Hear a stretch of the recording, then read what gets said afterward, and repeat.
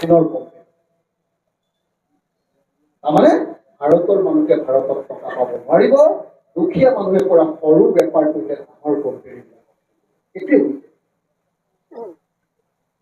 তাৰ পাছত আজিৰ দিনটোত যদি আপুনি গোৱালপাৰালৈ যায় গোৱালপাৰাৰ সৰু দোকানখনৰ খেতিয়কজনৰ বস্তু নিকিনে ক'ত কিনে ৰিলায়েন্স ট্ৰেণ্ড বিশাল মেগামাৰ্ট হয়নে নহয় টাটাৰ কি বুলি কয় হা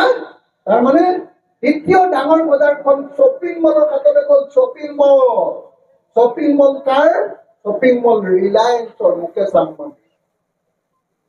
টাটা কোম্পানী তাৰমানে দ্বিতীয় খুচুৰা বেপাৰ কাৰ হাতলৈ গ'ল ভাৰতৰ আটাইতকৈ ধনী মানুহকেইটাৰ হাতলৈ আটাইতকৈ ডাঙৰ বজাৰখন গ'ল বিদেশী কোম্পানীৰ হাতলৈ দ্বিতীয় বজাৰখন গ'ল ক'ত ভাৰতৰ আটাইতকৈ ধনী কোম্পানীকেইটাৰ হাতলৈ আৰু আমি দুখীয়া হিন্দু মুছলমানে যে খুচুৰা বস্তু বিক্ৰী কৰি খাইছিলো সিহঁতৰ পেটত লাখ আৰু লাখ আৰু সিহঁতে যাতে বিদ্ৰোহ নকৰে সেইকাৰণে PM কিষাণৰ বছৰত ৬০০০ টকা নহলে বা অৰুণোদয় আঁচনিত ১২৫০ টকা তাকো চবকে নহয় যাতে মানুহে হুলস্থুল নকৰে তাৰ কাৰণে যেনে তেনে খাই বৈ খায়